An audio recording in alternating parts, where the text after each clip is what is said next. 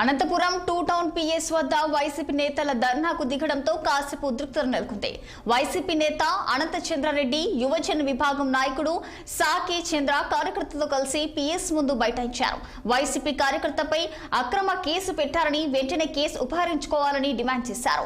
పేటు వార్డులోని TDP జెండా కట్టడాన్ని తొలగించారని ఆరోపిస్తూ అమాయక కార్యకర్త దాదుని అరెస్టు చేశారని వారు మండిపడ్డారు. ఇక చీటికి మాటికి పోలీసులు తమపై కేసు నమోదు చేసి వేధిస్తున్నారని ఆగ్రహం వ్యక్తం చేశారు వైసీపీ నేతలు. టీడీపీ జెండా కట్టి పడిపోతే తమకేం సంబంధం అంటూ ప్రశ్నించారు.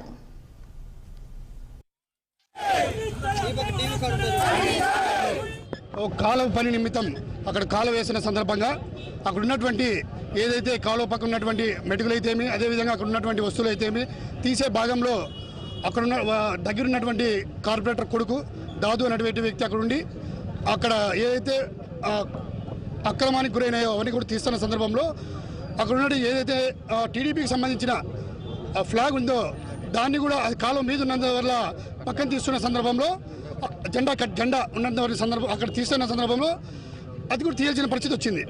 అది దానికి అక్కడ ఉన్నటువంటి కార్పొరేటర్కి ఎటువంటి సంబంధం లేనప్పటికీ అక్కడ ఏదైతే ఆ కాలువ వేస్తున్నటువంటి కాంట్రాక్టరు అక్కడ ఏదైతే ఉన్నాడో అక్కడ టీడీపీ కార్యకర్తలు కూడా అక్కడ నిలబడే సందర్భం కూడా కనిపిస్తూ ఉంది. మీడియాలో చూస్తూ ఉన్నా కూడా అది తీసే ఇస్తూ ఉన్నాడని చెప్పి ఉద్దేశంతో అక్కడ ఉన్న టీడీపీ కార్యకర్తలందరూ కూడా వైఎస్ఆర్సీపీ కార్పొరేటర్ యొక్క కొడుకు వారి ఇంటి మీద కూడా దౌర్జన్యంగా దాడి చేసే సందర్భం కూడా మనందరం చూస్తూ ఉన్నాం.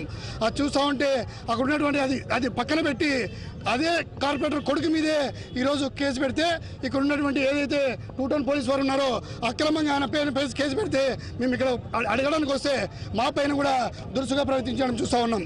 ఈరోజు పోలీసు వారు టీడీపీ కార్యకర్తల మాదిరి పనిచేస్తూ ఉన్నారు. మేము ఒకటే చూస్తున్నాం, 3 టౌన్ సిఐ అంట